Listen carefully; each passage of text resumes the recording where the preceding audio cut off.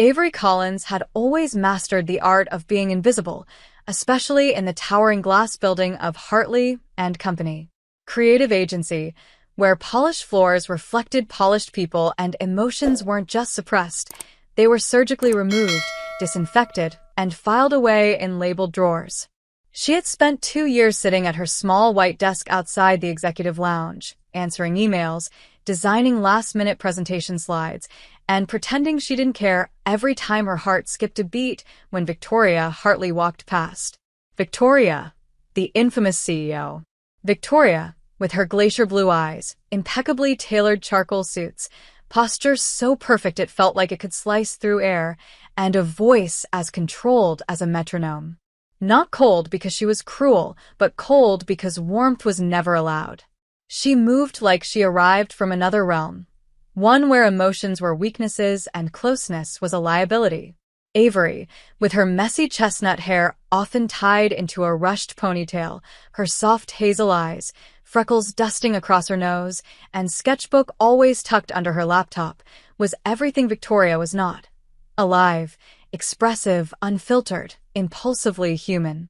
Their interactions were brief, clipped, sterile. Collins, print this.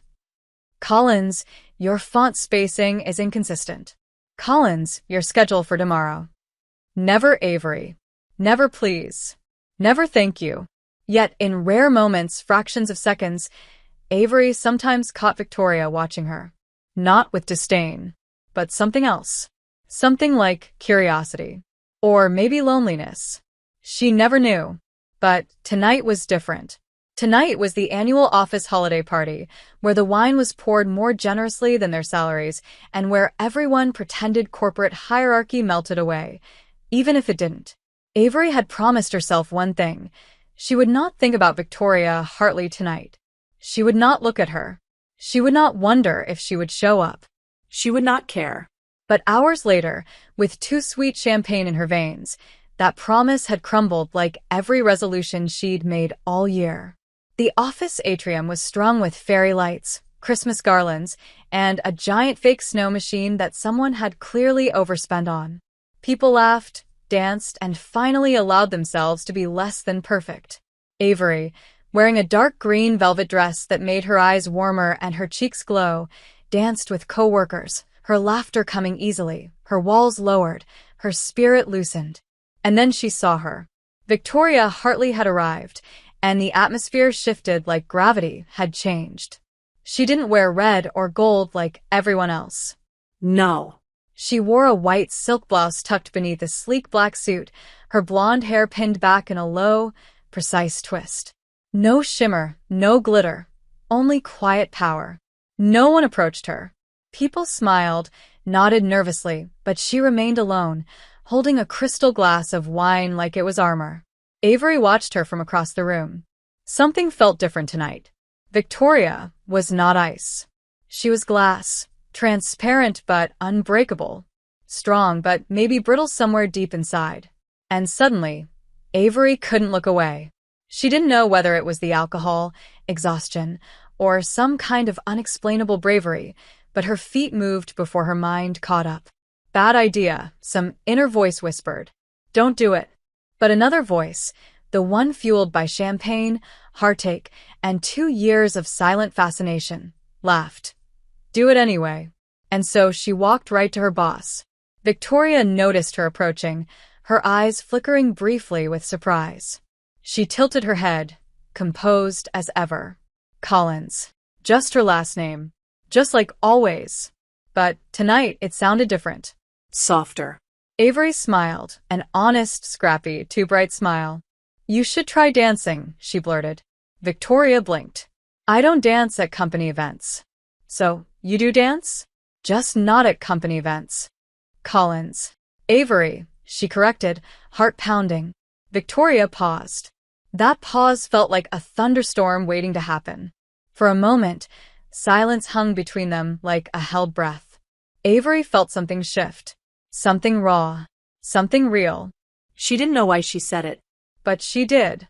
Maybe because she couldn't take another year of pretending her boss was a statue. Or maybe because she saw something vulnerable in those famously unreadable eyes.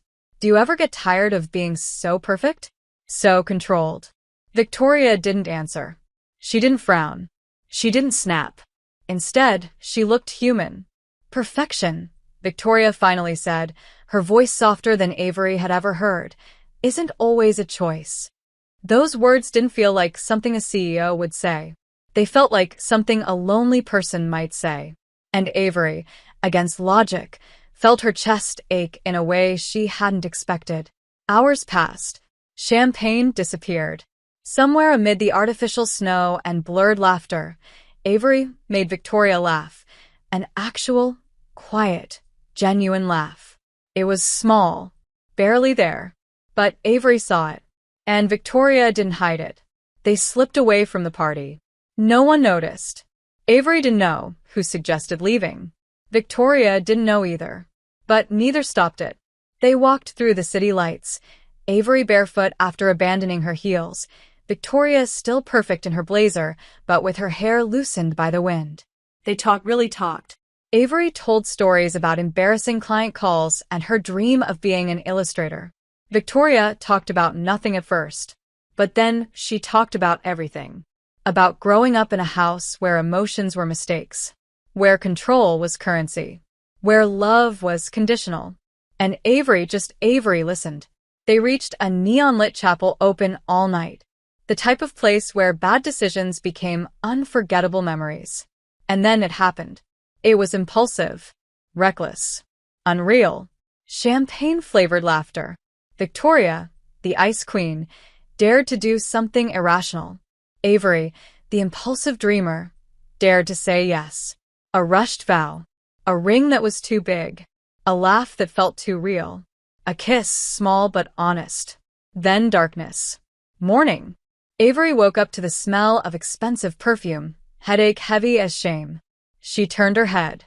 Victoria Hartley was lying beside her, fully dressed, shoes off, hair messy, looking heartbreakingly human. Avery's eyes dropped to her own hand. On her ring finger, silver. Elegant. Real. And Victoria? She was already awake, watching her. Expression unreadable. Vulnerable. "We're married," Avery whispered. Victoria nodded once. Not denying it. Not apologizing for it. Just accepting it. "We need to talk," Victoria said softly. And Avery realized something. The woman beside her was not cold. She was terrified. Not of the mistake, but of what it meant. And Avery felt something terrifying too. Hope. Avery didn't remember leaving the chapel, didn't remember the cab ride back to some luxury high-rise suite that her hazy memory now recognized as Victoria's private Manhattan penthouse, but she remembered the silence, loud, intense, breathless silence, like the world had paused in disbelief at what they had done. She sat upright on the edge of the enormous bed, sheets tossed from sleep, her heart pounding erratically as she stared at the silver ring around her finger, thin and elegant, distinctly not a joke store prop. It was smooth, cool, too real. Victoria stood across the room, still fully dressed from the night before, blazer unwrinkled, posture painfully perfect even in chaos, as if she had been awake for hours thinking, planning, rehearsing.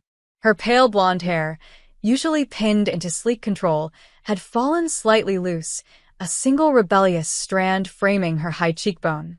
Her ice-blue eyes were softer, unfocused, but still guarded, like a door slightly open but locked from the inside. Avery swallowed, voice fragile. "Did we really?" Victoria didn't look away. "The marriage license is on the table. Signed. Recorded. Legally binding. No emotion. Just facts." Avery's stomach flipped. Shouldn't we annul it? Tear it up? Pretend it never happened? For a moment, Victoria said nothing. She simply breathed, slow and shallow, as though she had never allowed herself to feel air fully before. Then she spoke, quiet, controlled, but not cold. An annulment might be possible, but not immediately. Avery blinked. Why not?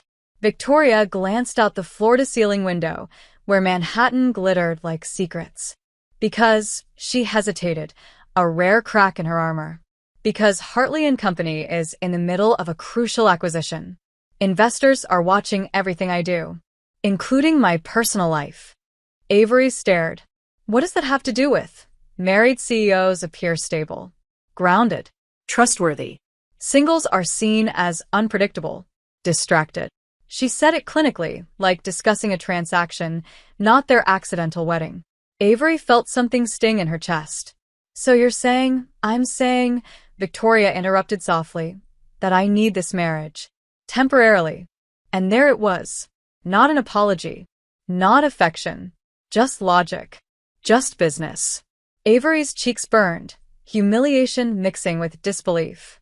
You need me to pretend to be your wife? Victoria stepped closer, smooth, precise movements, like she was walking across ice. Just in public. No romantic involvement. No expectations. Only she paused. Appearance. Avery's heart twisted. There it was. Back to being useful. Back to being a pawn. But then something unexpected happened. Victoria looked away. Not in disinterest, but almost ashamed. Quietly, she added, I understand if you refuse. I know what this looks like. I know what I've made it look like. Avery studied her. The posture was still straight. The expression controlled. But for the first time, Victoria looked scared. Not of Avery refusing, but of something deeper. Something like vulnerability. Or worse, hope. Avery took a shaky breath. How long? A year, Victoria answered, almost too quickly. Like she'd already planned it. We present a stable, committed marriage. We attend events together. We maintain partnership optics. She said the phrase like it tasted foreign. Then she added, almost reluctantly, we wouldn't need to live together, but it would help avoid suspicion. Avery stood up, too fast, her bare feet sinking into the thick white carpet. So, she whispered, you want a fake marriage. Victoria didn't deny it. She just looked at her with those cool, unblinking eyes.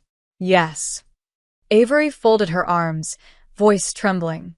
And did it ever occur to you that this might be humiliating for me? That you sweeping in with a proposal like that, like this, is cold? Victoria's voice softened unexpectedly. It's not cold. It's desperate. The silence was loud. Avery blinked, stunned. Victoria didn't look away. I know what people call me. Ice Queen. Frost. Untouchable. But the truth is, she swallowed, something fragile in her voice.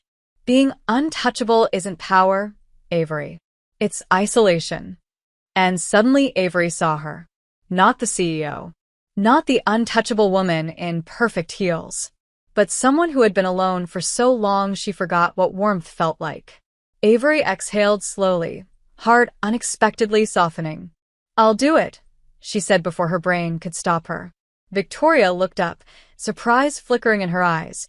Surprise and something unidentifiable. But Avery continued, crossing her arms again. There have to be rules. Victoria nodded. I have already drafted an agreement. Of course she had. Terms. Conditions. Responsibilities. Avery almost laughed despite herself. But then Victoria hesitated again. And I added something else. Avery raised a brow. What? Victoria seemed to struggle with the words. A clause. That if, at any point, you feel emotionally compromised or unsafe, you may end this arrangement immediately. Avery stared, caught off guard. That wasn't cold. That wasn't cruel. That was careful. Avery felt something strange. Something dangerous. Something like sympathy. Or maybe attraction. Later that morning, they both changed. Avery into borrowed clothes from Victoria's guest wardrobe, because of course she had one. And Victoria into a new suit, hair pulled back into a tight chignon, face restored to controlled serenity. Love what you've seen so far, and want to help me keep creating these awesome stories on this channel? Then subscribe and hit the bell. Your subscription supports the channel and makes sure you get more exciting stories. The marriage license sat on the kitchen island, staring at them like a question neither of them was ready to answer.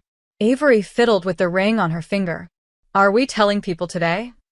Victoria nodded once. There is already a memo scheduled to go out to the board at noon. Avery's jaw dropped. You scheduled a marriage announcement before you even asked if we were staying married? Victoria didn't defend herself. She looked almost embarrassed. Avery stared at her, speechless, then unexpectedly laughed. Really laughed. Victoria looked startled. But then, something miraculous happened. Something Avery would think about for days. Weeks. Victoria smiled. Not fully. Not confidently. Just softly. Tentatively. Carefully. And Avery realized something terrifying.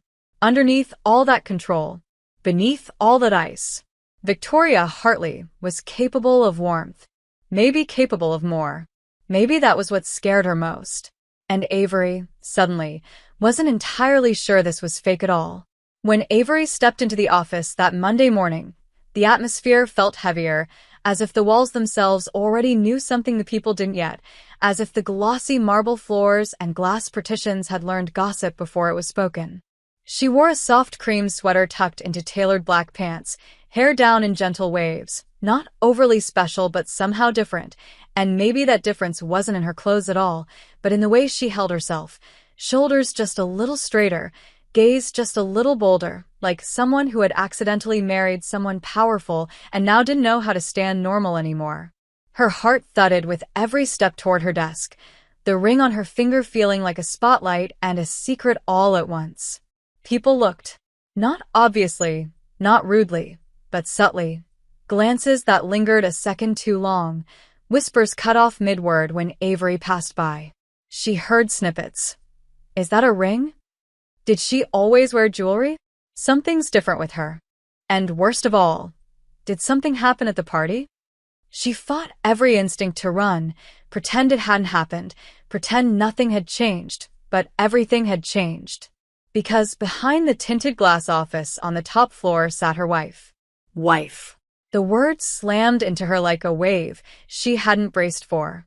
She still hadn't fully absorbed that Victoria Hartley, the woman who walked like she was carved from winter and silence, was now legally and undeniably her spouse. Her boss. Her wife. Her wife-boss. God. At 9:13 a.m., precisely, the elevator doors opened and silence spread through the building like a ripple on water. Avery didn't need to look to know Victoria had arrived. She walked with that unmistakable presence, heels sharp, steps measured, immaculate black suit, white silk blouse, blonde hair pinned in a sleek low bun like a crown she never acknowledged but always wore. But today there was one difference. She wore a thin platinum band on her left hand, the same hand that held her coffee, the same hand everyone noticed. The ring glinted like a lightning strike. Audible gasps scattered across the floor, and an immediate hush fell over the office, like air had been vacuumed from the room. People stared, stunned, processing the impossible. Victoria Hartley married? Married. Married. Married. Who? When? How? Why? Victoria walked past them as if nothing unusual had happened, had high, posture regal, expression unreadable. But as she passed Avery's desk, something happened. A moment so subtle it could be mistaken for nothing at all, yet Avery felt it like electricity. Victoria paused. Just half a second. Her gaze flickered toward Avery. Not a nod. Not a smile. Just a look. But it wasn't empty. It wasn't cold. It was loaded with recognition. With acknowledgement. With something almost like ownership. A silent message, yes. It happened. And I'm not denying it. And then, just before stepping into her office, she did something that destroyed Avery's ability to breathe for a full 5 seconds. She placed her coffee cup down on the desk, adjusted the strap of her bag with her left hand. The one with the ring. She did it slowly. Purposefully. Publicly. She let people see. And then she said calmly, loud enough for those nearest to hear, "Good morning, Mrs. Collins." Mrs. Collins. Avery heard it, felt it, lived it. The entire office froze. Someone dropped a pen. Someone whispered, "Did she just?" Someone audibly gasped. Avery tried to respond, but her throat had become a knot of disbelief, panic, and something dangerously close to joy. She nodded. Just once. But Victoria didn't wait for a response. She entered her office and closed the door. The world went insane. People swarmed Avery's desk like bees to sugar. Mrs. Collins? Am I dreaming? Are you married? To her? Did you win some kind of lottery? Are you okay? Was it arranged? Are you in danger? Blink twice if you're in danger. Did she kidnap you? At some point, someone brought her water. Someone else offered a therapy referral. Someone whispered, "I ship it," which made others nod. Avery didn't know whether to laugh, cry, or throw her computer out the window. By lunch, the entire company knew. By 2 p.m., HR requested a confidential conversation. By 3 p.m., their names were trending on LinkedIn gossip threads. Yet strangely, not a single rumor was mocking. It was mostly fascination. Awe. Curiosity. No one had ever seen Victoria smile. No one had ever seen anyone stand close to her. And now she was married to the one girl in the office who doodled cats in her planner. At 3:45 p.m., Avery was summoned to Victoria's office. Her stomach twisted, nerves snapping like wires. She entered cautiously, bracing for lectures, formality, maybe regret. Instead, she found Victoria standing near the window, her jacket removed, sleeves slightly rolled up, hair not perfect anymore, a soft fatigue visible under her eyes. She looked human, not corporate royalty, just a woman with too much on her shoulders. "Close the door," she said softly. Avery did. Silence. Heavy, intimate silence. Then, unexpectedly, Victoria laughed. Quiet, breathy, disbelieving. "They think I kidnapped you." Avery laughed too, surprised. "Honestly, I'm not sure I wasn't." It felt natural. Almost easy. For a moment, the world outside ceased to exist. Victoria stepped closer, slowly, carefully, like approaching something delicate.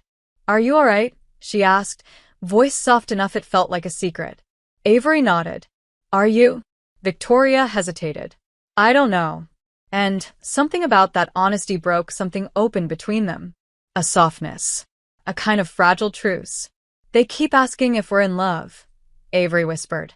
Victoria exhaled. Not quite a sigh, not quite a laugh. "What did you tell them?" Avery swallowed. "That I don't know yet."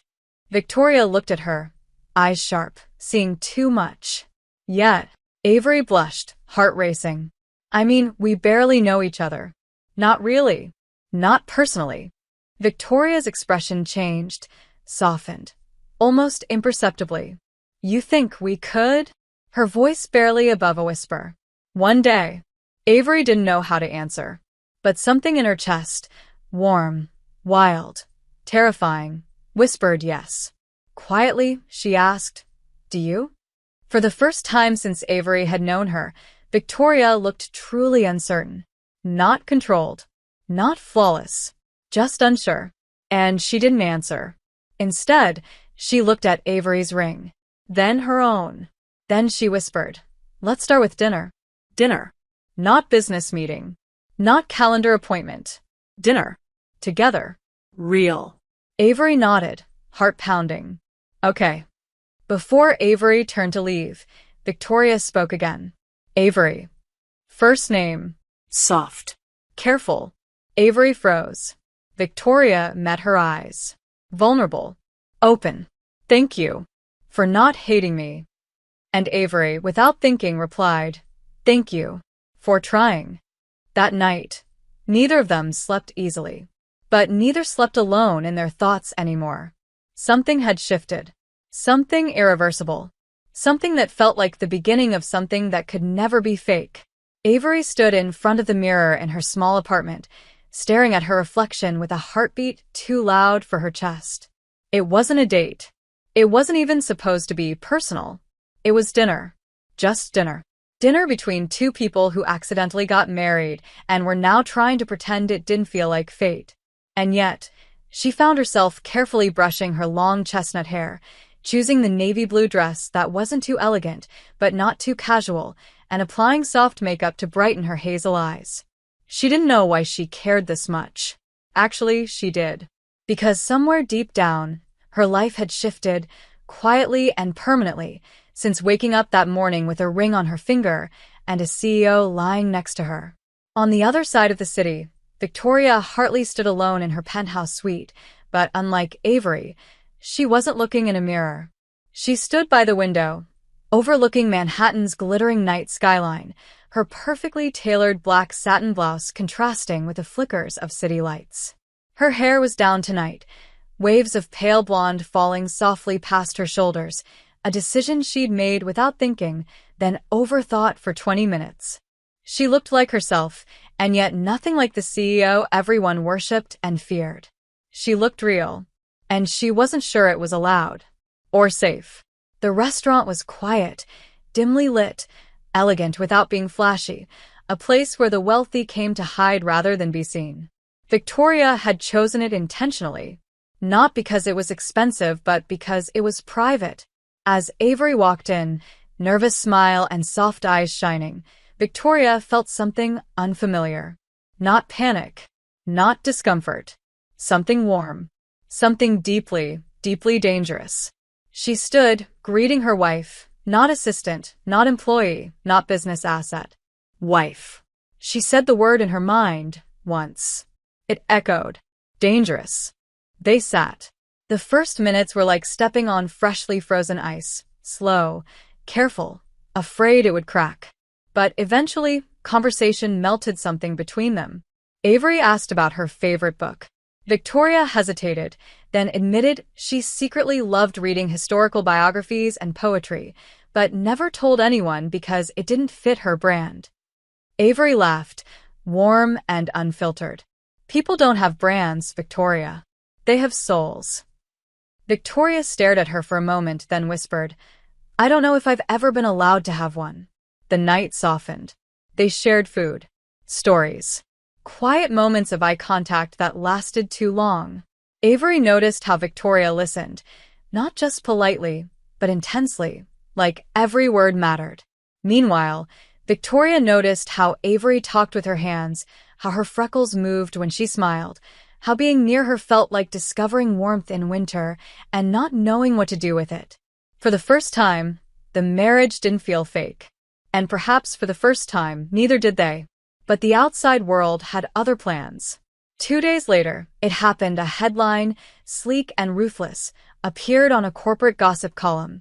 Victoria Hartley, elusive Hartley and Company.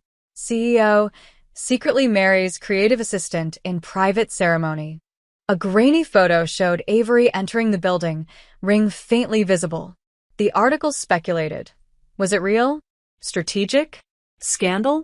Shortly after, Avery met with Victoria in her office, and for the first time, she saw genuine worry in the iceberg blue eyes. They found out, she whispered. Victoria nodded slowly. It was inevitable. Are you scared? Avery asked carefully. Victoria hesitated before admitting. Not of them. Of what's next. And then it happened. Her office phone rang.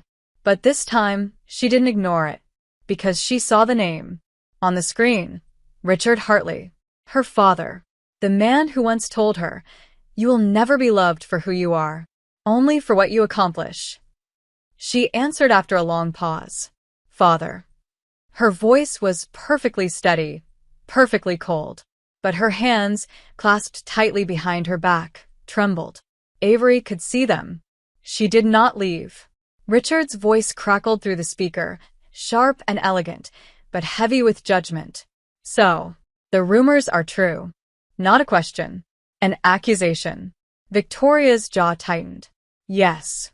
You married, he continued, an employee. Disgust, not concern. You married in secret. Yes. You married without family approval. Silence.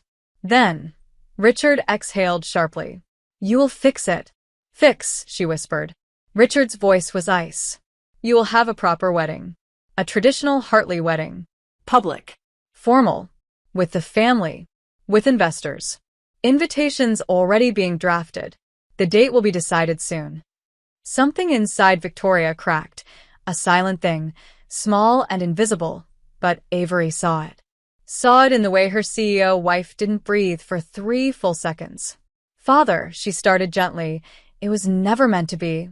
I don't care how it was meant to be. You are a Hartley. You will present perfection, not shame. And then he said the sentence that twisted something painfully deep inside her.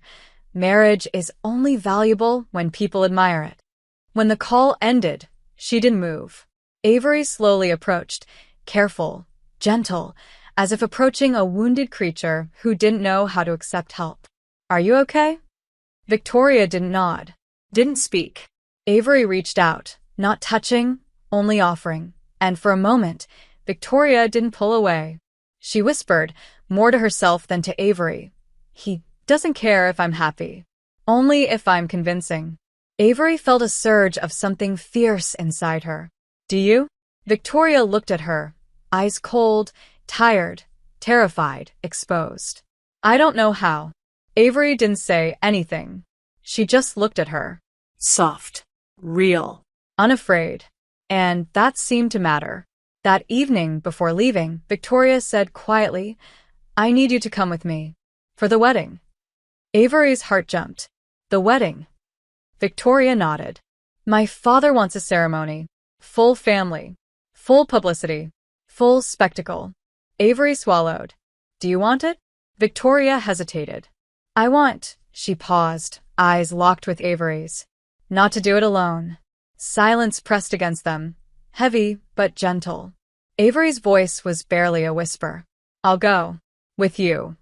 Victoria closed her eyes, just briefly. Relief. Gratitude. Fear. Hope. All tangled. And in that moment, Avery made a secret promise in her heart. If the world was going to watch them, she would not let Victoria stand alone in the spotlight. She would stand there with her, not as an assistant, Not as an act. but as something entirely, terrifyingly real. Avery had never been inside a place that felt so beautiful and so soulless at the same time. The Hartley estate was enormous, an architectural masterpiece made of stone, glass, and silence, sitting on acres of perfect lawns that looked like they had never met a single child or a single moment of laughter, the kind of place that smelled of money and pressure instead of warmth and life. She walked beside Victoria up the long marble hallway that echoed with every step, and although Victoria looked perfectly composed in her muted gray dress and elegant low bun, Avery could feel the tension in her posture, the tightness in her shoulders, the way her fingers brushed anxiously against the ring on her left hand as if she still couldn't believe it existed. Avery desperately wanted to take her hand, but didn't know if she was allowed to in this world, this kingdom of quiet judgment and calculated expectations. Framed portraits of Hartley ancestors lined the walls, all sharp jawlines and cold eyes, no smiles, as if joy had been banned generations ago. Avery whispered, "Were they all like you?" Victoria didn't look at the portraits. She just answered softly, "No, they were like him."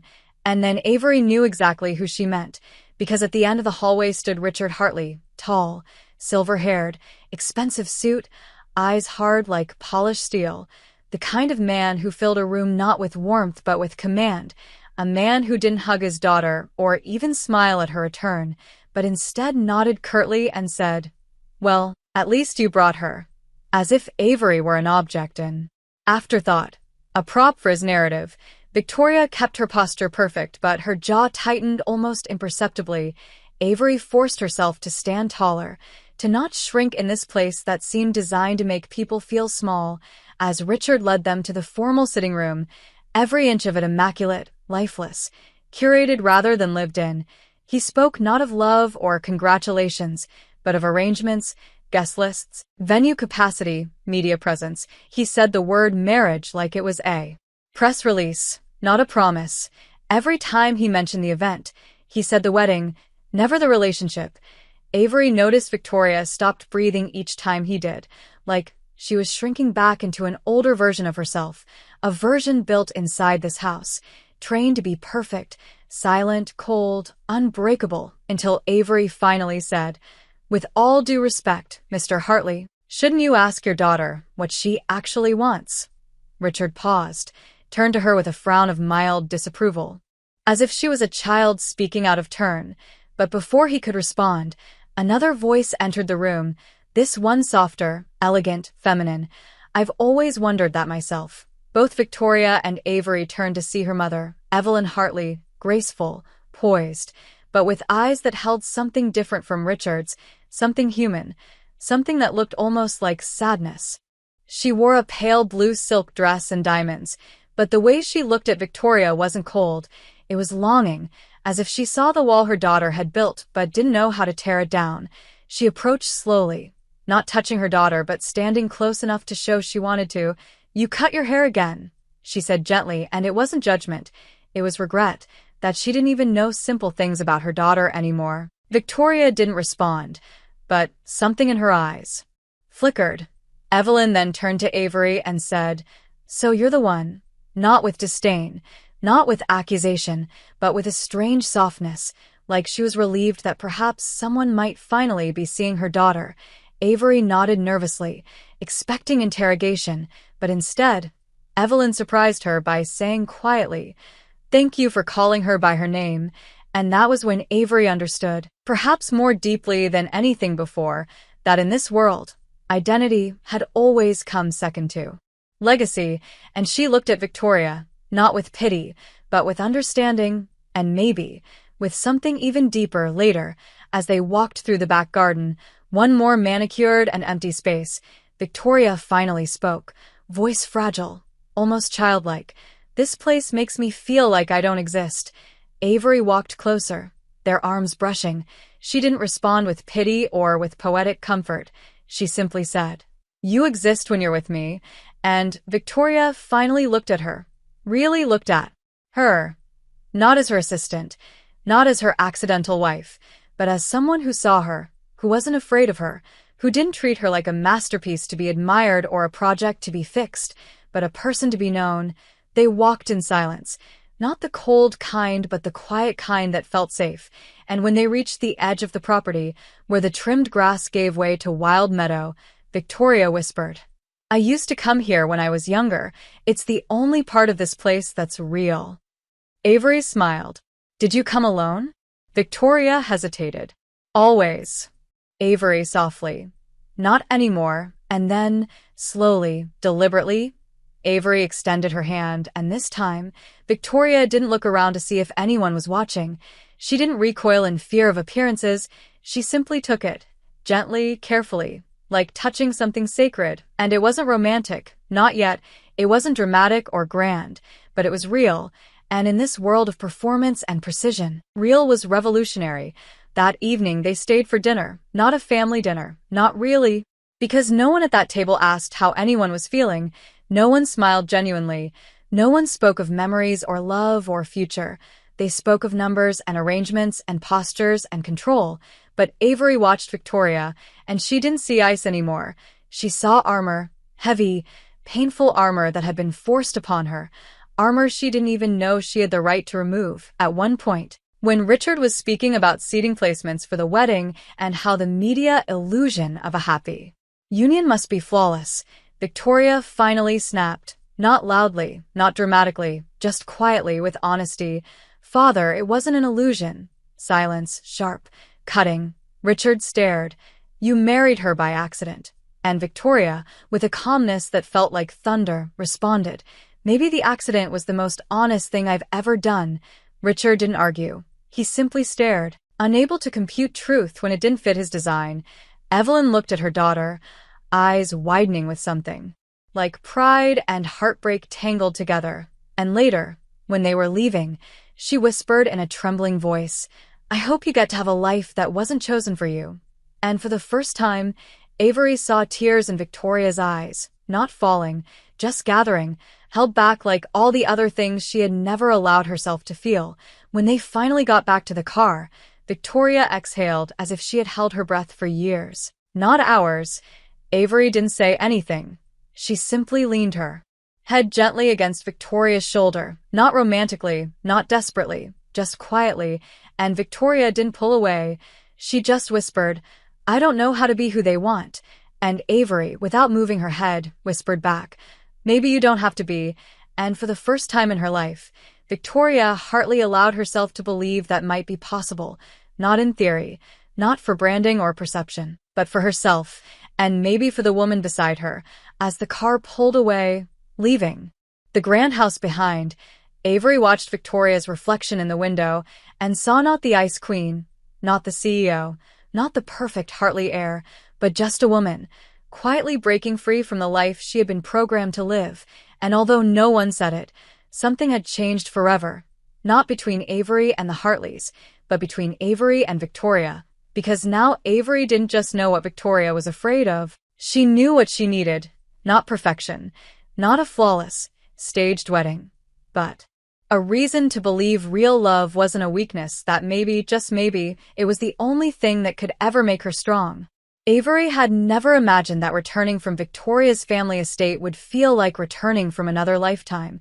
Yet the moment they stepped out of the sleek black car in front of Victoria's Manhattan penthouse, something had shifted, something subtle but unmistakable, as though the silence between them was no longer awkward or defensive, but thoughtful, alive, filled with everything that had not been said. Avery watched as Victoria hesitated before unlocking her door, and she realized, for the first time, that Victoria had never brought anyone home before. Not really, not truly. Not to this home that was all glass and concrete and elegant minimalism, the kind that was designed for aesthetic, not comfort, a place that looked perfect but felt painfully empty. Victoria stepped inside first, almost cautiously, then paused, looking around like she was seeing the place for the first time. It's always so quiet, she whispered, not to Avery, not to herself, but to the memory of years spent here alone. Avery followed slowly, eyes scanning the cold, expensive space, the clean lines, black marble, cool metallic accents, not a photograph, not a memory, not a trace of anyone's presence, no softness, no belonging. Avery spoke gently, "It doesn't feel like a home." Victoria didn't turn, but her voice was raw, almost childlike, because it never was. And that was the moment Avery knew they would not be living separately anymore, despite the agreement, despite the original plan. Because how could she go back to her tiny apartment knowing Victoria would be here, alone in this beautiful, silent place that felt like a cage? So she didn't ask, and Victoria didn't insist, and somehow, without discussion, Avery began to exist here, a chipped mug on the counter, a pair of sneakers by the door, her laughter echoing softly where only silence had lived before. They were not a normal couple. They were not romantic, not yet, but they were something real, something forming slowly, like dawn through frost. The first morning of living together was stunningly ordinary and inexplicably intimate. Avery woke to the smell of coffee, sunlight spilling through the floor-to-ceiling windows, Victoria standing barefoot in the kitchen, hair down, wearing an oversized cream sweater instead of her usual perfectly tailored armor. She looked softer, younger, almost peaceful, and Avery felt something strange in her chest, something like warmth, something like falling. Victoria turned, noticing her, pausing, like she wasn't used to being seen like this. "I made coffee," she said unnecessarily. Avery smiled. "I can see that." There was a pause, but not the uncomfortable kind, the kind that felt like something fragile and new.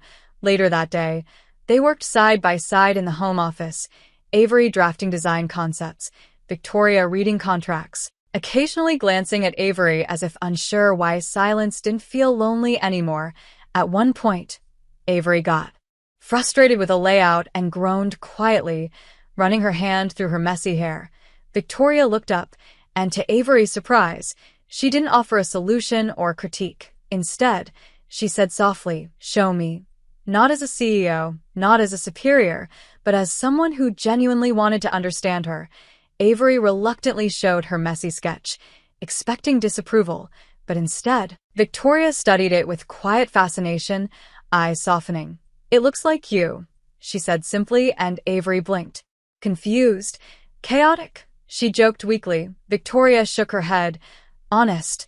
And that was the first time Avery saw something like adoration in those ice-blue eyes. Later, at work, whispers turned into evidence. People didn't only know about the marriage, they began to see it, not because of affection or kissing or any romantic displays, but because of glances held too long. The way Victoria's voice softened when speaking to Avery, how Avery no longer flinched when Victoria approached one afternoon, during a meeting about the upcoming gala.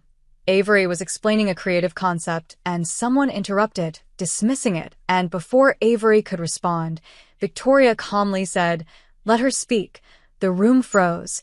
It wasn't harsh, wasn't unkind, but it was protective, strong, and everyone noticed, including Avery, who looked at her wife with startled eyes, and Victoria, catching her gaze, looked away quickly as if she had revealed too much. That night, Avery found Victoria on the couch.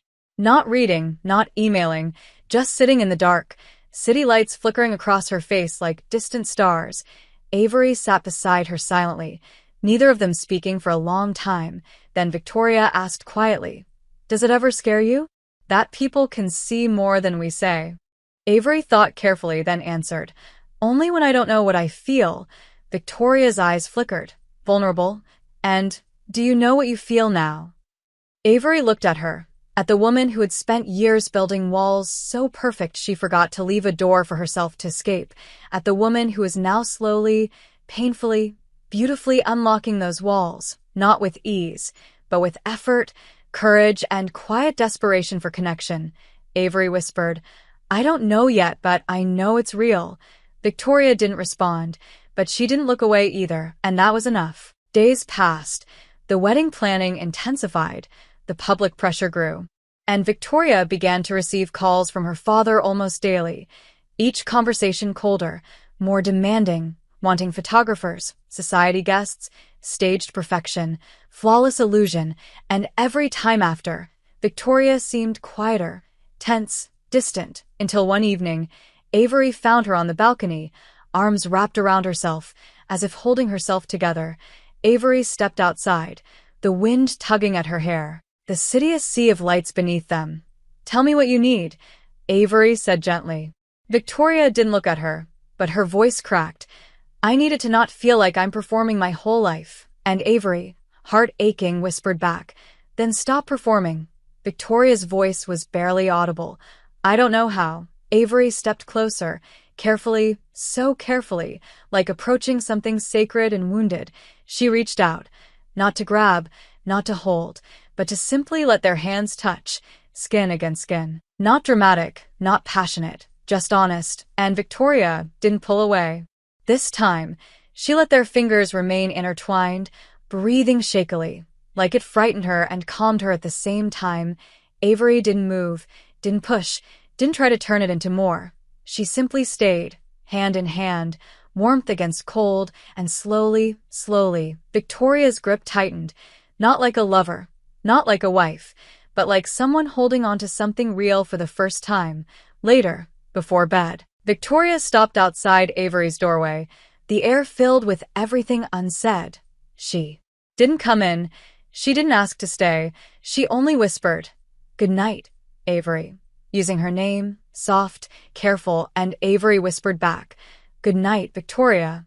And when their eyes met, something deep and quiet and powerful passed between them, something that wasn't pretending at all. That night, Avery fell asleep not confused, not scared, but certain of one thing. This marriage had not begun with love, but it was slowly, undeniably, becoming something neither of them knew how to control. Something not strategic, not accidental, not pretend. Something more dangerous, more beautiful. It was becoming real. Victoria had never noticed the sound of the rain before. Not really, not in this apartment where silence had always been the norm. But tonight the rain was loud, tapping against the glass like it wanted in, like it was trying to remind her she was human, alive, breathing, feeling, and she hated how much she noticed it now, how much she felt it, because feeling meant risk, and risk meant change, and change meant losing control. And she didn't know how to be anything other than in control, but tonight, she couldn't stop thinking about Avery, could not stop replaying every small moment they had shared over these past weeks, the quiet coffees, the soft smiles, the way Avery would look at her not like a legend or a CEO, but like a person, like someone worth knowing, someone worth staying for, and that thought both terrified and comforted her. Avery was working late in the office space down the hall, designing something for a campaign, headphones in, humming softly as she scribbled with her stylus, messy hair pulled into a loose bun, oversized sweater draped over her shoulders, the kind that made her look soft, real, unreachable in a different way than Victoria had always been unreachable, and Victoria stood at the doorway, watching her, undetected, for too long, before Avery finally noticed and pulled off her headphones, smiling. "Are you just going to stand there or come in?" she asked, voice low and warm. Victoria walked in slowly, like she was crossing into unfamiliar territory. "It's late," she murmured. "You should stop working." Avery tilted her head. "You're still working. I don't know how to stop," Victoria said honestly, and Avery's smile softened. "I know." And that was the difference between them. Avery didn't try to fix her. She only understood her. Victoria sat across from her. Not too close, but closer than she ever would have allowed before. And Avery continued sketching, while Victoria just watched, mesmerized by the way Avery's hands moved. Not precise like her own, but expressive, imperfect, alive. And Victoria suddenly wondered, not for the first time, what it would feel like to be imperfect, to be spontaneous, to be messy, chaotic, beautiful in a way that wasn't structured. And then Avery's stylus pen rolled off the table. Victoria caught it without thinking. Avery looked surprised, then smiled. Quick reflexes. Victoria didn't smile back, but her eyes showed something softer, something like pride, or something dangerously close to affection. Avery leaned her arms on the table, studying her. "You've been quiet lately." Victoria looked away. "There's a lot to manage." Avery didn't accept that. "That's not what I mean." Victoria stiffened. "Then what do you mean?" Avery didn't hesitate. "I mean something is changing for you, and it scares you." Victoria almost said no, almost deflected, almost retreated behind the protective walls she had spent a lifetime building, but Avery's eyes, warm and unafraid, held her there, and before she could stop herself, Victoria whispered, "It's not that I'm scared of change. It's that I don't know what to do when people stay." Silence, heavy, electric, meaningful. Avery inhaled slowly, realizing what that meant, and instead of asking questions or offering comfort, she simply reached out, slow, calm, deliberate, and placed her hand, palm up, on the table between them, not forcing, not demanding, just offering. Victoria stared at it like it was something sacred, something fragile, something she didn't know how to accept, and for a long moment, she didn't move, but then, slowly, cautiously, like a frightened but hopeful creature, she reached across the table and placed her hand in Avery's, fingers cold, grip tense, breathing shallow. But she didn't pull away. Avery didn't smile, didn't say anything, didn't even move closer. She just held her hand, lightly, gently, letting Victoria grow used to the closeness, used to real human warmth, used to the feeling of being held without being controlled. And Victoria felt her heartbeat change. Not slow, not calm, but honest, alive. Avery's thumb brushed lightly across the back of her hand, and something inside Victoria cracked open, something buried, something she had never let anyone see. "When I was young," she whispered suddenly, eyes on their joined hands, "my father told me that Hartleys don't need comfort, they don't need affection, they only need power, and he said that if anyone ever tried to love me, they would only be trying to weaken me." Avery's grip tightened gently, not intrusive, just there, saying, without words, "I hear you. I am not leaving." Victoria's voice shook. "I believed him." Avery stared at her, heart pounding, and whispered, "Do you still?" Victoria looked at their hands, then at Avery, and shook her head, small, fragile, but real. "I don't know." Avery smiled softly. "That's a start." Victoria didn't know what to do with that, didn't know how to accept tenderness, so she didn't speak, just stayed there, in silence, holding Avery's hand under the soft glow of the office lamp while rain whispered against the windows. Not romance, not yet, not passion, not yet. Something smaller, more powerful, trust, something that took root in the quiet spaces where fear used to live. Eventually Avery stood, not letting go of Victoria's hand until the very last second, and said softly, "You should rest." Victoria nodded, eyes softening. "Will you stay in the morning?" Avery smiled. "I live here now, remember?" Victoria looked relieved. "Good." Avery left, and Victoria sat alone in the room, staring at their memory of touch like it was the realest thing that had ever happened. That night, Victoria couldn't sleep, not because of fear, but because of hope. Terrifying, magnificent hope, because maybe, just maybe, this wasn't pretend anymore. And maybe, just maybe, she didn't want it to be. Victoria had always believed silence was safety, that if she never said too much, never felt too deeply, never let anyone close enough to hurt her, then she would never break. But tonight, silence did not feel like safety. It felt like loneliness, sharp, echoing, unbearable.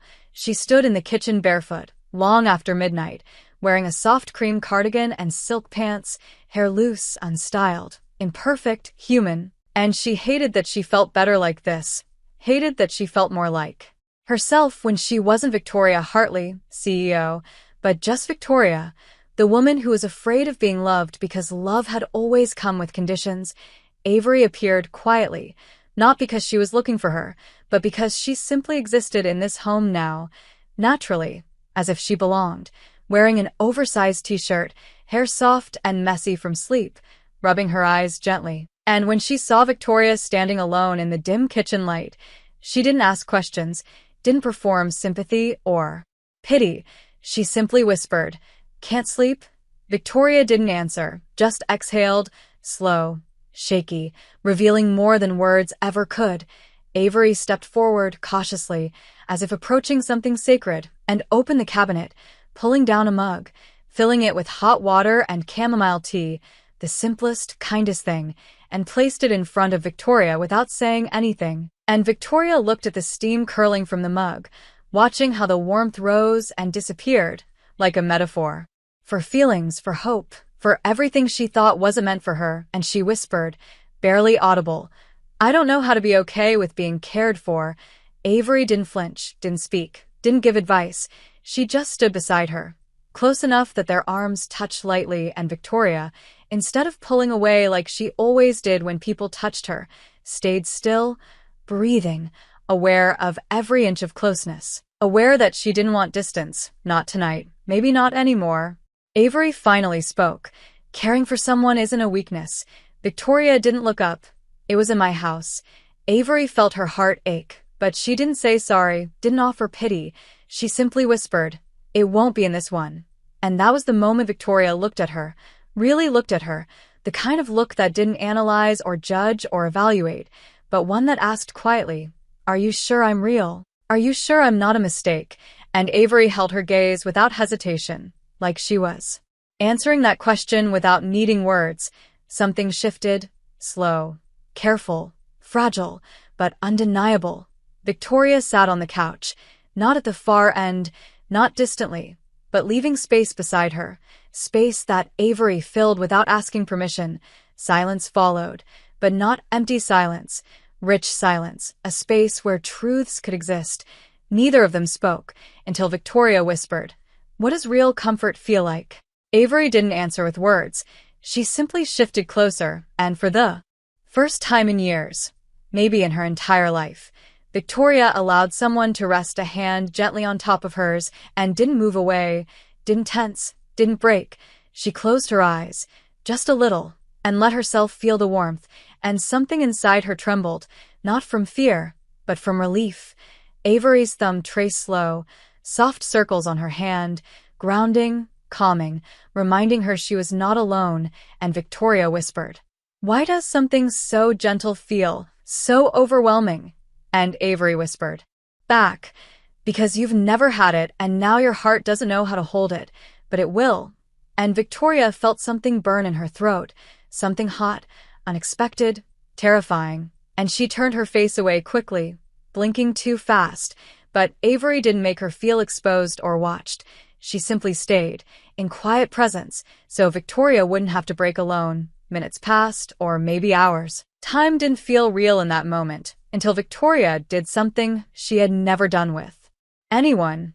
She leaned, not dramatically, not passionately, but softly, hesitantly, resting her head gently on Avery's shoulder, like asking a question without words, and Avery, without hesitation, without rush, brought her arm around Victoria slowly, carefully, protectively, holding her not like she was fragile, but like she was safe, and that, Victoria realized, was even more terrifying, because safe was scarier than fragile. Safe meant she could rest, safe meant she could feel, safe meant she could want more. Victoria didn't speak, but her breathing changed, slow now, unhurried, real, and Avery felt her heartbeat. Finally steady, Avery whispered so faintly it felt like a secret between them, "You're allowed to lean on someone." And Victoria, voice barely there, admitted, "I don't know how long it's okay to stay like this." And Avery whispered, "As long as you need." And so she stayed, not just for minutes, but for how long it took for Victoria to not feel like she was taking up too much space, not feel like she was doing something wrong by seeking warmth. And when she finally sat up, eyes soft but no longer guarded, Avery didn't speak, didn't ask, didn't move closer, didn't move away. She simply met her gaze, and Victoria whispered, "This doesn't feel like something pretend anymore." And Avery, heartbeat quickening, whispered back, "I don't think it ever was." They didn't kiss, not yet, because this wasn't a moment for something grand. It was something bigger, something quiet, something real. The moment a fortress didn't fall but opened, and Victoria, for the first time in her life, let someone step inside. The next morning, when Avery woke up on the couch, a blanket she didn't remember having placed over her, Victoria was sitting at the counter, 2 mugs of coffee, one for her, one for Avery, no words, just a look, soft, unguarded, gentle, and Avery realized, today, for the first time, Victoria looked like someone who might learn how to be loved, and Avery wondered, quietly, hopefully, if maybe she already was. Avery noticed the change before anyone else did, or maybe she simply felt it deeper, because it wasn't loud or dramatic, it was subtle. The way Victoria moved differently now, not softer exactly, but less guarded, like she no longer wore her armor every second of every day, and maybe no one else saw it, but Avery did. In the way Victoria paused when entering a room Avery was in, not to check it, but to feel it. In the way their eyes met longer than necessary, in meetings where silence between them carried more meaning than words, in the way Victoria watched Avery speak now, with quiet attention instead of distant evaluation. But despite these delicate, growing shifts to the rest of the world, Victoria Hartley remained the unapproachable CEO until the first investor gala after the marriage announcement, where things quietly, irrevocably changed. The gala was held at the Ritz, all chandeliers and champagne and money trying to look elegant, and Avery felt like she was floating between 2 worlds, the old one of the office life she knew, and the new one she was still afraid to believe was real. She wore a simple sleeveless black dress, nothing extravagant, but she looked stunning, hair gently curled and pulled over one shoulder, eyes bright, nervous, alive. Victoria noticed immediately when she saw her at the top of the marble stairs, and for a moment, Avery swore she stopped breathing. Victoria wasn't wearing her usual dark suits.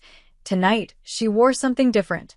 Something almost startlingly vulnerable, a navy satin gown, minimal, elegant, perfectly tailored, but softer, freer, her hair not pinned back but styled and loose, controlled waves that still felt more human than sculpted. And when she walked toward Avery, something in her eyes wasn't cold at all. It was searching, but business made claims quickly, and soon photographers began circling discreetly, taking pictures not just of Victoria, but of her and Avery together, the CEO's wife. That title felt surreal. Avery stood beside her for polite conversations, handshakes, small business talk, smiling when appropriate, thanking donors, but always aware of Victoria's subtle proximity, not too close, not inappropriate, but unmistakably present, like she was quietly claiming space without words. Then a man named Charles Weston, tall, perfectly tanned, expensive smile, one of the oldest investors in the company, approached, greeting Victoria with familiarity, and Avery sensed immediately. Something changed in Victoria's tone, a coolness, polite, distant, not quite hostile, a performance. And this, Charles smiled, turning smoothly toward Avery, too close, too charming, must be the wife. He offered his hand, squeezing just a bit too long. Avery Collins, is it? The creative assistant? I didn't expect someone so. His eyes lingered where they shouldn't. Authentic, It wasn't a compliment, it was a test. Avery smiled, calm, undisturbed, and I didn't expect someone so rehearsed. The look of shock on his face was delightful. A few people stifled laughter. Victoria looked at Avery, not smiling, but eyes burning with something proud, something protective. Charles recovered quickly, stepping in closer, his hand brushing Avery's arm. Too intentionally to be accidental. Avery froze, not because of him, but because she suddenly felt Victoria step forward, smoothly, gracefully, inserting herself between them with effortless elegance, not rude, not confrontational, just very clearly there. "Weston," she said with that voice, calm, soft, dangerous. "Your interest in my wife is noted." Avery felt her heart stop at the word "my," while Weston, now flustered, excused himself quickly, disappearing into the crowd like a retreating shadow. Victoria didn't look at Avery. Immediately, she kept her gaze forward, her posture still regal and composed, but the tendons in her jaw flexed. She was angry, but not at Avery, at the situation, at her lack of control over something deeply personal. Avery studied her quietly, then spoke gently. "You're not very good at hiding when you care." Victoria looked at her sharply, and that was when Avery saw it, raw, unmasked, emotion in her eyes, fear and something dangerously close to jealousy, not possessive, not ugly, but human. Terrified of losing something she never meant to want, they stepped away from the main hall, into a quieter alcove of the balcony overlooking Manhattan's glittering skyline. Avery leaned against the railing, arms folded gently, while Victoria stood beside her, eyes fixed on the city, shoulders tense, trying to regulate her breathing, trying to understand herself. "I wasn't," she began. "Too fast, meaning I wasn't jealous." Avery didn't push, didn't tease. She just waited, and eventually Victoria exhaled, defeated. "I didn't like how he looked at you." Avery nodded. "And how did he look at me?" Victoria hesitated, eyes searching. "Like you were a curiosity, not someone worth knowing." Avery tilted her head softly. "How do you look at me?" That stilled Victoria completely. Silence fell. Not cold or empty, but thick with meaning. Victoria turned her head, slowly, fully, and looked at Avery. Really looked, and when she spoke, her voice was almost a confession. "Like I don't know how to stop wanting to." Avery felt her breath catch. They weren't touching. They weren't even too close. But the air between them felt electric, warm, unbearably intimate. "Wanting to what?" Avery whispered, barely breathing. Victoria exhaled, her words trembling but unashamed. "Wanting to look at you." Avery took a slow step closer, heart racing, skin tingling. But she didn't rush. She didn't break the spell. "And what do you see when you look?" Victoria didn't look away, not this time, not from her. She swallowed softly, almost painfully. "Something I don't know how to manage, something I don't want to manage." Avery smiled quietly, and in that moment, she didn't touch Victoria, didn't move closer. She simply said the truest thing she could. "It's okay to want something without managing it." Victoria stood there, breathing too fast, the wind brushing her hair, the city lights reflecting in her eyes, and Avery felt something deeper than attraction. She felt tenderness, a kind of love that was careful, slow, soft, human, as if Victoria wasn't a person to conquer, but a person learning how to exist without armor. Eventually Victoria found her voice. "I don't know how to do this," Avery whispered back. "You don't have to do anything. Just feel it." Silence again, warm, real, safe, and then, for the first time, Victoria reached out. Not to hold, not to pull, just to tuck a loose strand of hair behind Avery's ear, slow, careful, reverent, and Avery felt it like a promise, like the beginning of something not planned, not strategic, not accidental, something real. They didn't kiss, not yet, but this was more than a kiss. This was the moment the ice queen didn't melt.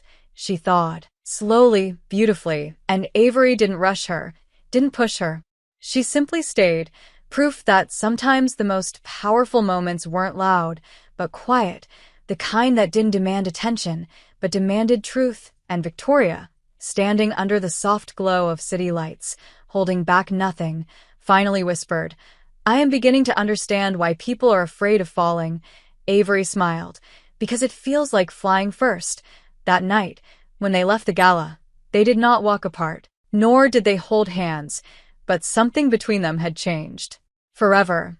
Not in grand gestures, not in labels, but in the way Victoria looked at Avery and didn't look away.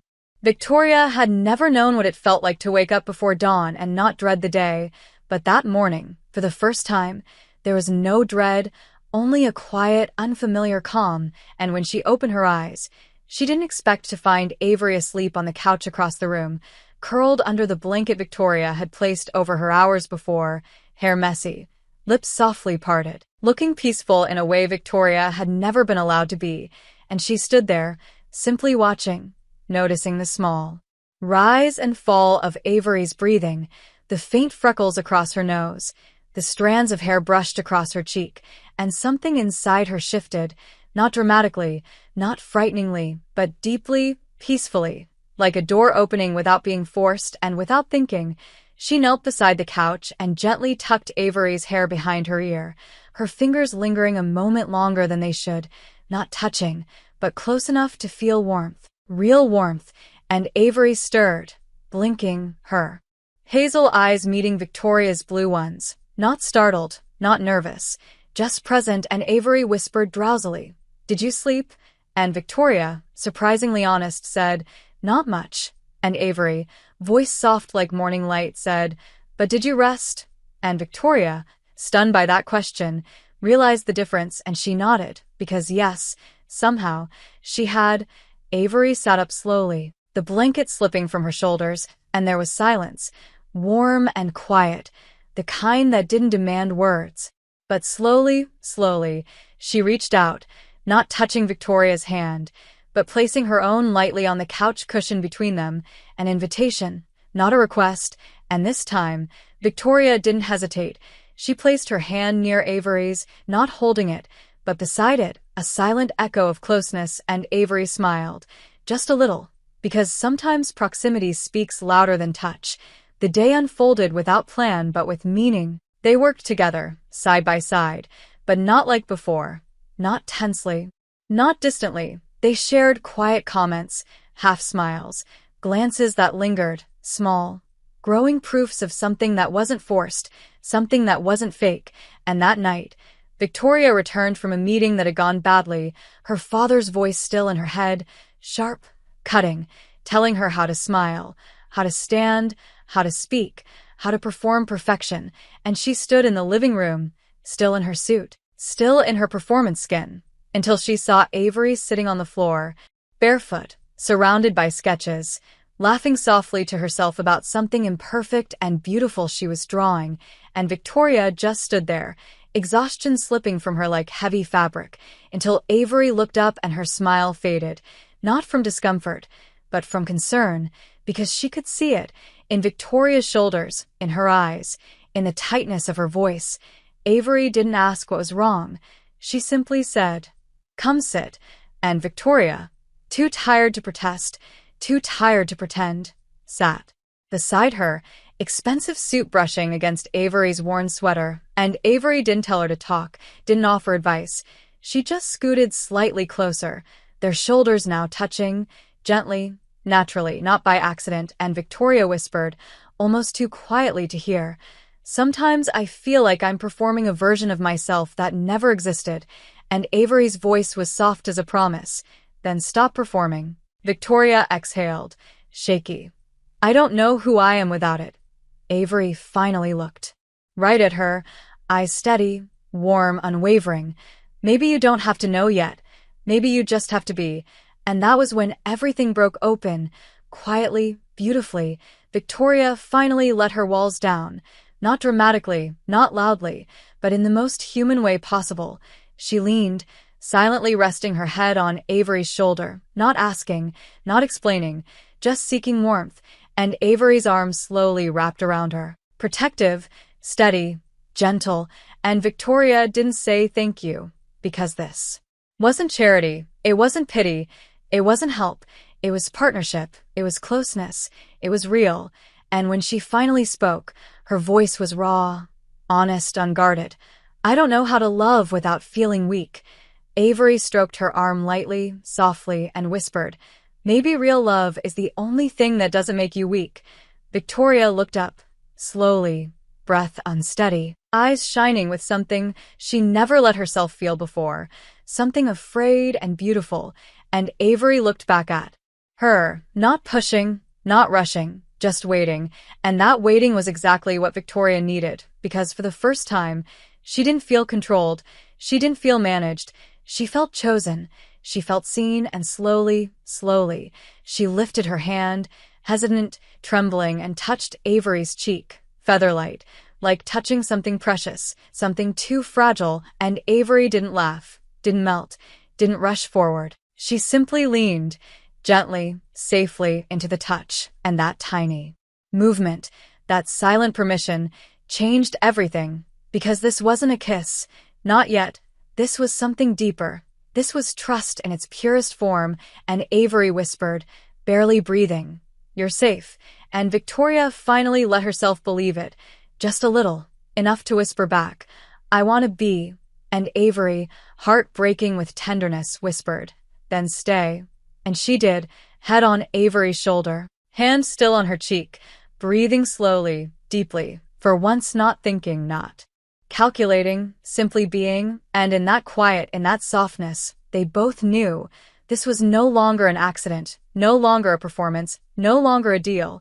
This was something real, fragile, growing, and terrifyingly beautiful.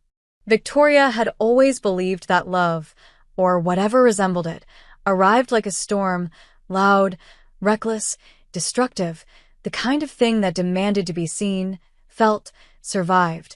But she was wrong, because the night it truly reached her, it didn't arrive with thunder, it arrived with quiet, soft, careful steps, like it didn't want to scare her, like it wanted permission to stay, like it already belonged. She was sitting beside Avery on the floor of the living room, the soft glow of mostly burned out candles surrounding them, papers and sketches scattered everywhere like a gentle kind of chaos. Avery was laughing, telling a story about an intern who accidentally formatted a design presentation in Comic Sans, and Victoria was actually laughing, real laughter, unpolished, unstrategic, unguarded, and Avery just watched her, intensely, like seeing something rare. "You should laugh more often," she said softly. Victoria, who normally would brush it off, simply became quiet, thoughtful. "I don't remember the last time I laughed without feeling watched." Avery didn't say sorry, didn't make it heavy, just whispered, "Then don't perform it. Just feel it."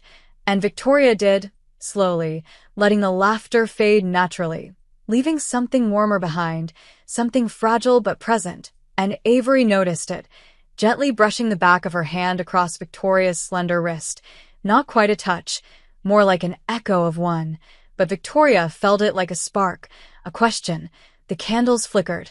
The night felt heavy and intimate. The apartment was no longer cold, no longer empty. It felt lived in, breathed in, like it was learning how to be a home.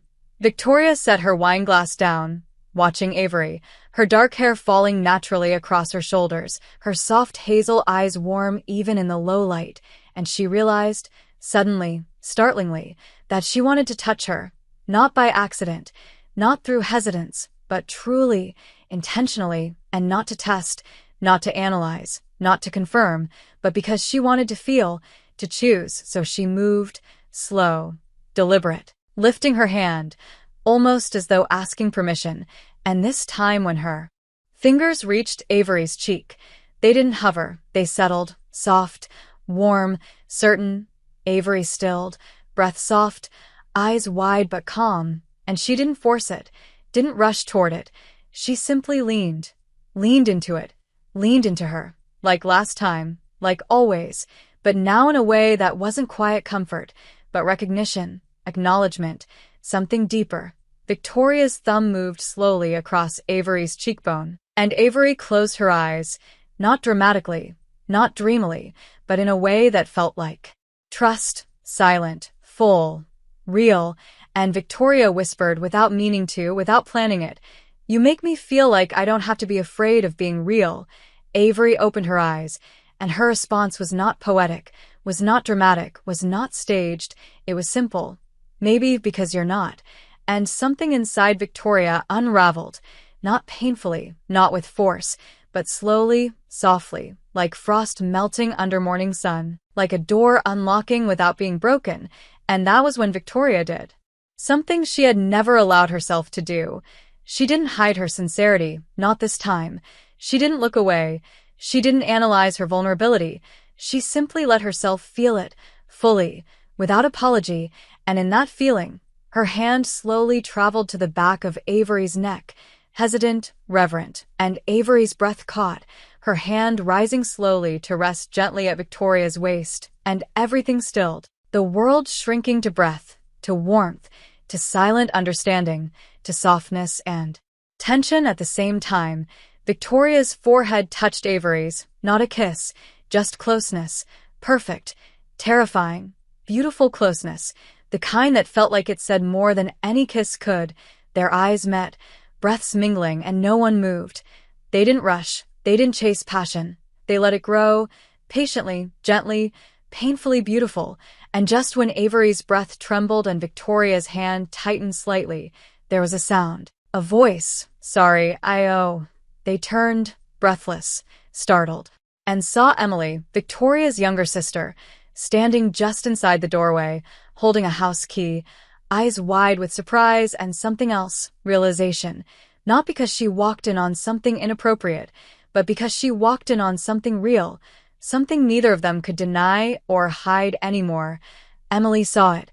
Not the closeness, not the almost kiss, but the rawness, the softness in Victoria's eyes. Eyes that had never before held softness for another person, and she exhaled, not shocked, not disapproving, just relieved. So, Emily breathed, smiling slowly. It wasn't just a deal. Victoria didn't speak, didn't try to explain, didn't perform the Hartley poise. She simply stayed still, forehead still gently touching Avery's, breaths uneven, heart racing, and whispered, "No." It never was. Avery didn't speak, but her fingers laced quietly with Victoria's, not hidden, not secret, just true, just there, and Emily smiled softly, something warm and genuine. "Good," she said simply, "because you finally look alive." Victoria didn't answer, but she didn't retreat either. She simply leaned back into Avery for a moment longer, choosing closeness without hiding it, choosing warmth without apology, choosing truth over performance. And when Emily stepped away to give them space, Avery whispered, "You didn't deny it." Victoria shook her head softly. "I didn't want to." And Avery smiled, so gently, so luminously, it made something inside Victoria ache, and she realized it wasn't fear anymore. What she felt now wasn't fear. It was want. Pure, unmasked, undeniable want. Not physical, not indulgent. Deeper, more fragile, more dangerous, and more beautiful. And that night, they didn't kiss, not yet, because what they felt didn't need to rush, didn't need to demand, didn't need to prove itself. It was growing, quiet and powerful, alive and patient, waiting, not for permission, but for the right moment. Not the dramatic moment, not the perfect moment, but the true one. And for the first time, Victoria believed it would come, because now, finally, she wasn't running from it anymore. Victoria hadn't planned to talk about the past. She never did. Not with anyone, not even herself, because the past was something she had learned to keep locked away, pressed into silence, controlled, archived. But something about Avery's presence, soft, steady, patient, made it impossible to keep pretending that silence was strength. It was late, rain murmuring softly against the bedroom windows. And for the first time since they got married, they were not in separate rooms but sitting side by side on Victoria's bed, not touching, but close, close in a way that felt intentional, chosen. And Avery, who had learned not to force anything, simply waited, and gradually, slowly, Victoria began to speak, voice barely above a whisper. "When I was 9, my father told me that love was a liability." Avery didn't interrupt, didn't comfort, just listened, watching the way the faint glow of the bedside lamp reflected gently off Victoria's trembling hands. He said, "Hartleys are made to lead, not to need." And her voice cracked on that last word like it had been waiting years to break open. Avery exhaled, a slow, quiet, aching breath, and whispered, "Needing someone doesn't make you weak." Victoria shook her head, tears resisting, fighting, still not falling. "It did in my house," she said quietly. "Love was something you earned, something you performed, something that could be taken from you the moment you disappointed them." And then she finally looked at Avery, not a glance, but a real look, the kind that acknowledged she was no longer alone in that memory, and the truth spilled slowly, like warm light through a crack. "I used to practice smiling in the mirror." Avery's heart broke a little, because I didn't know which smile my father preferred. Silence. Deep, thick, devastating. Avery didn't cry, but her eyes burned with a kind of sadness that wasn't pity. It was recognition. It was the ache of wanting to hold someone tenderly when they didn't know how to let themselves be held. Then, after a long, delicate pause, Avery moved, not abruptly, not dramatically, but slowly, as if giving Victoria every chance to step away. But Victoria didn't move, didn't tense, didn't freeze. She allowed Avery to reach gently for her hand, and when their fingers intertwined, Victoria's breath trembled in the quietest, most honest way. "I don't know how to be loved," she whispered, staring at their joined hands. "I don't know how to receive it." Avery squeezed softly, not for comfort, but for connection, for truth. "Maybe you don't have to know," Avery whispered. "Maybe you just have to let it happen." And suddenly, everything in the room felt different. Not heavy, not frightening, just real, human, true. "Do you ever think," Victoria whispered carefully, her voice unsteady, but brave, "that falling in love might feel like learning how to breathe for the first time?" Avery swallowed, eyes glistening.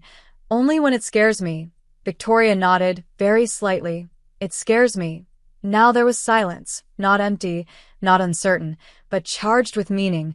The air felt different, thick, warm, alive. For a long moment, neither of them moved, neither of them rushed, because what was happening didn't require urgency, it required honesty. And then, with no performance, no hesitation, no role-playing, Victoria shifted closer. Closer in the way one does when choosing, not falling, and Avery didn't reach for her, didn't take control. She just waited, still, calm, encouraging, and slowly, with trembling fingers and terrified hope, Victoria lifted her hand and traced, very lightly, the outline of Avery's face, the curve of her jaw, the softness of her cheek, the shape of her lips, like she wanted to memorize something she was afraid to break. Avery closed her eyes, not in dramatics, but in surrender, in trust, and Victoria whispered, "I don't want to perform this." Avery opened her eyes, tears threatening, voice soft, "Then don't." And that was it. Victoria leaned forward, not too fast, not too certain, not as a queen claiming, but as a woman learning how to feel, and for the first time in her entire life, she kissed someone without fear, without restraint, without performance. It was soft, impossibly soft, but deeper than any passion could ever be, not rushed, not demanding, a whisper of lips, a slow exhale, a trembling breath, a silent promise of "I am choosing you." Not because I need to, but because I want to. Avery didn't deepen it, didn't rush it. She only kissed back, just as softly, just as gently, just as real, and the world went silent, not empty, not numb, but full, incredibly, beautifully full. When they parted, they didn't speak at first. There was no need. Avery's fingers were still threaded in Victoria's, their foreheads resting gently against each other's, breathing the same unhurried air, alive in the same unguarded silence. And then, quietly, almost reverently, Avery said, "That didn't feel like pretending." Victoria didn't hesitate, didn't overthink, didn't shield herself. She simply whispered, because it wasn't. And for the first time since she was a child, Victoria Hartley felt completely unarmored, and instead of feeling weak, she felt alive. And in that moment, Avery knew the story they were living wasn't an accident, or a deal, or an arrangement. It was something neither of them had been looking for, something neither knew how to manage, something real, and at last, they weren't afraid of it. Victoria never believed that love would require courage, not because she thought it was easy, but because she thought it was unnecessary, a distraction, something people used to fill the spaces of their lives with softness she was never allowed to want. But now, standing in her father's office, the same cold, towering room where she once practiced smiling in mirrors, she finally understood that love wasn't comfort. It wasn't escape. It wasn't weakness. Love was choosing even when it terrified her, choosing even when it cost her. Love was standing exactly where she was now, heart racing, hand trembling, voice unwavering, defending something she had never defended before, not for business, not for legacy, but for herself, for Avery, for something that could not be measured or negotiated. And across from her, Henry Hartley, immaculately composed, sharp-eyed, the man who taught her that feelings made you fall, stared at her with unfamiliar expression, disbelief, perhaps, disappointment, perhaps fear. "You are jeopardizing your future," he said, voice slow, careful, calculating. "This arrangement cannot continue." Victoria did not flinch. "It isn't an arrangement." Henry's jaw tightened. "Then what is it?"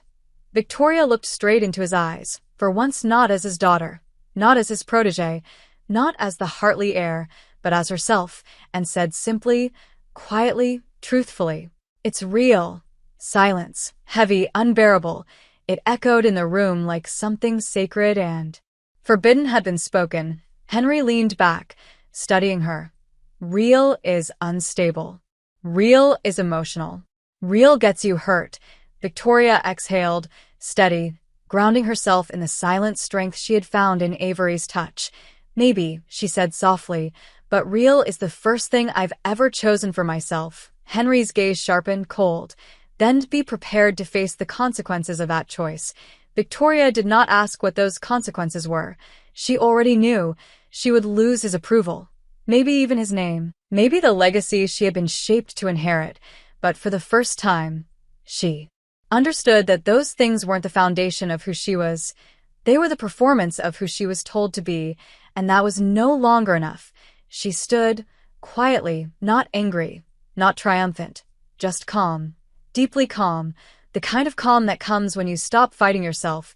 And as she left the office, she didn't slam the door, didn't hold her head high for pride. She simply walked out, unarmored, unmatched, unafraid, because for the first time, she wasn't walking away from something. She was walking toward something, toward Avery. Meanwhile, Avery had spent the afternoon preparing for the final wedding arrangements, not the one from Vegas, not the legal one, the real one.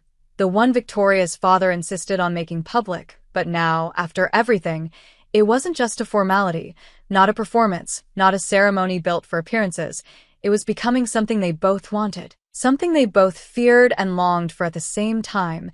And that evening, when Victoria entered the penthouse, Avery knew something had changed before she spoke a single word.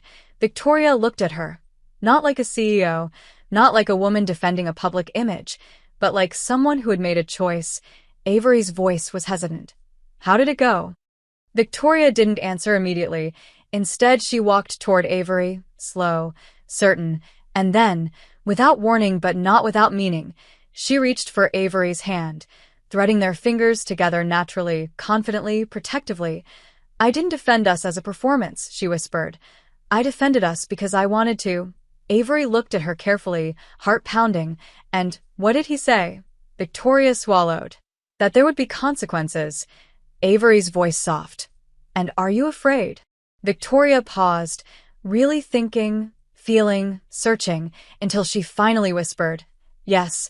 Avery felt a pang in her chest, but before she could speak, Victoria added, "But I'm more afraid of not choosing you." And that was it. That was the moment Avery knew. Victoria wasn't just letting this happen anymore. She was choosing it, choosing them, choosing love.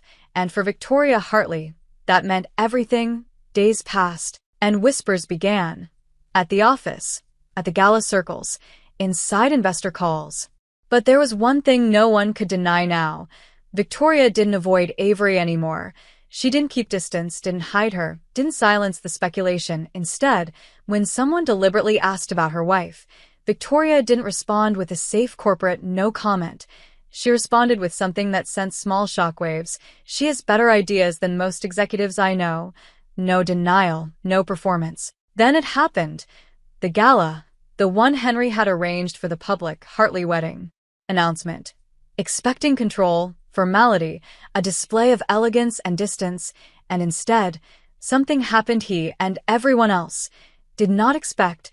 Victoria arrived not as a CEO, not as a Hartley, but as herself, wearing a soft, pearl gray suit, elegant but not harsh, hair brushed over one shoulder, and standing beside her was Avery, wearing an ivory silk dress, not overly glamorous, not staged, but soft, comfortable, graceful, both of them looking not like a photo shoot, but like a beginning.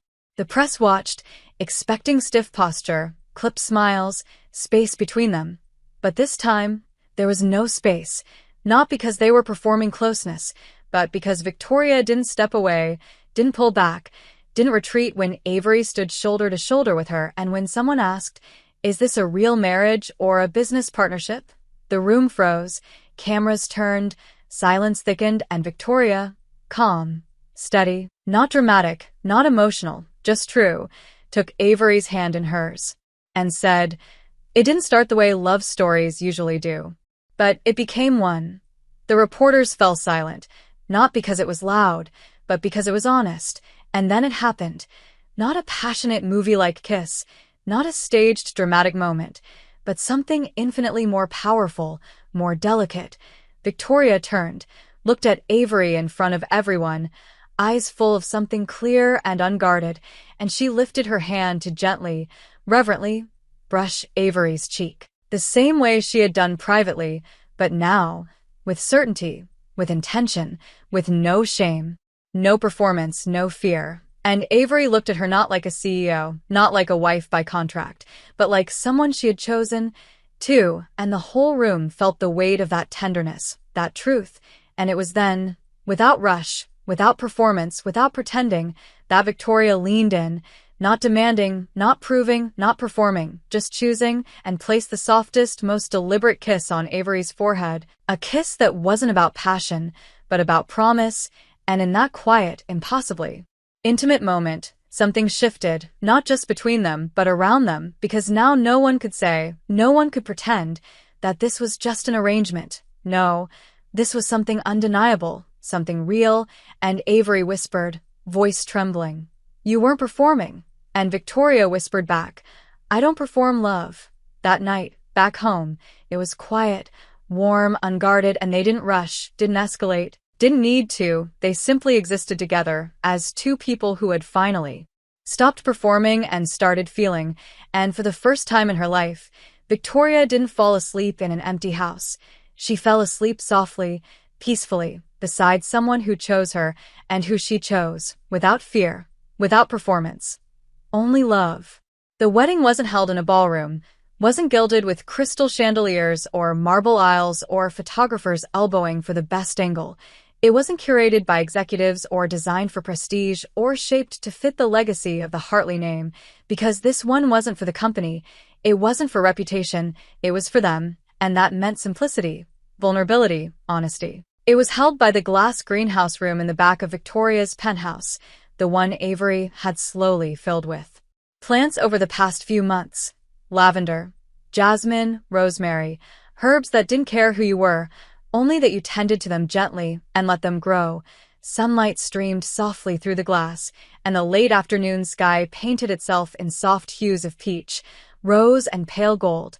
Avery stood there, in a cream dress, elegant but not done for show, soft satin, delicate lace at the edges, hair loosely curled, flowing freely. She looked not like she was trying to be perfect, but like she felt safe, and Victoria, standing across from her, in a pearl gray suit with soft, flowing lines instead of sharp angles, hair free instead of restrained, eyes unguarded instead of shielded, looked at Avery like someone who had finally stopped standing behind armor. They didn't have an officiant by design. They didn't want vows written by someone else. They wanted words that belonged to them, belonged to how they got here, belonged to what love meant when it was not performance but presence. They stood face to face, so close that Avery could see the faint tremble in Victoria's hand, and for once, Victoria did not hide it, and Avery whispered with warmth, "You don't have to be calm." And Victoria whispered back, "I'm not trying to be." Emily stood quietly to the side, smiling softly, not intrusive, only witnessing, because some love stories aren't meant to be watched by crowds, but held softly by a few gentle eyes. Victoria was the first to speak, and her voice wasn't rehearsed, wasn't memorized, wasn't perfect, it was real. "I don't have vows," she said carefully. "I only have truths." Her fingers were trembling but steady enough to reach for Avery's. "For most of my life, I believed love was a threat, something designed to break you, distract you, or control you." She exhaled slowly, breathing in the scent of jasmine, breathing out fear.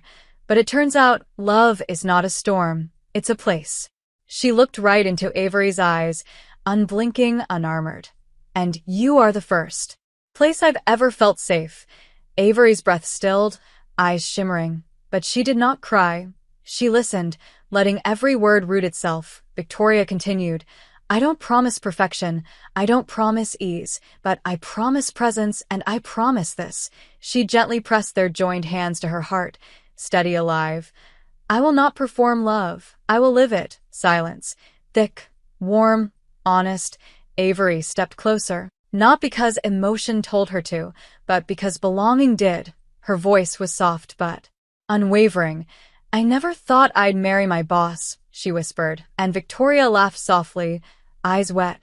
Avery continued, "But I also never thought I'd marry someone who saw me, not as useful, or talented, or even kind, but simply as myself." She inhaled, chest tight. "You don't make me feel special, Victoria. You make me feel seen." Avery's voice softened. "And that's why this marriage isn't a miracle, it's a choice." She took one final breath. "I don't vow to never hurt you, or to never fight, but I vow to never walk away when things get hard. I vow to stay, because that's what love is, not perfection, presence." Victoria looked like she was breathing for the first time in her life. There were no applause, no staged kiss cues, just silence. Deep, perfect silence. And then, without rush, without performance, without fear, Victoria brought Avery's hand to her chest once more, leaned forward gently, slowly, reverently, and kissed her. Not like their first kiss of softness and caution, but like their second first kiss. The one that was chosen, deliberate, full of everything that had once been buried, everything they had built slowly, painfully, beautifully. It wasn't dramatic, wasn't rushed, wasn't hungry. It was steady, grounded, unshakably tender, the kind of kiss that didn't ignite you, but rooted you. This wasn't a kiss that said finally. This was a kiss that whispered home. Avery leaned in, matching its pace, secure, calm, their hands intertwined, not clutching, but holding like people who knew that love was not something you possessed, but something you protected. And when they finally parted, foreheads resting together, neither spoke, neither needed to, because something had settled in the air around them, quietly, irrevocably. This was no longer a marriage born of accident or arrangement or circumstance. It was a marriage by choice, by trust, by tenderness. The rest of the evening unfolded with laughter, warmth, soft jazz, and candlelight. Emily took photos of them, not posing, but existing. Victoria barefoot on the rug, Avery leaning against her, their hands still linked. Later, when the candles had burned low and the world had grown quiet, Victoria stood looking out at the city through the glass, Avery at her side, and whispered, "Do you think love makes us weaker?" Avery rested her head on her shoulder. "No," she whispered back. "I think pretending we don't want love does." And Victoria nodded, slow, peaceful, unguarded, because this time, she didn't need to perform answers. She only needed to feel them, and as they settled into the quiet of their home, not the penthouse, but the home they created between each other, Victoria finally understood. Love wasn't something that arrived like lightning. Love was the gentle, patient hands that built the house around your heart and stayed to live in it with you. Thank you so much for being here and for believing in this channel. If you feel in your heart, you can donate with super thanks so I can focus more and more on this project. Your support helps me keep creating these love stories and bringing them to life for you. See you in the next video.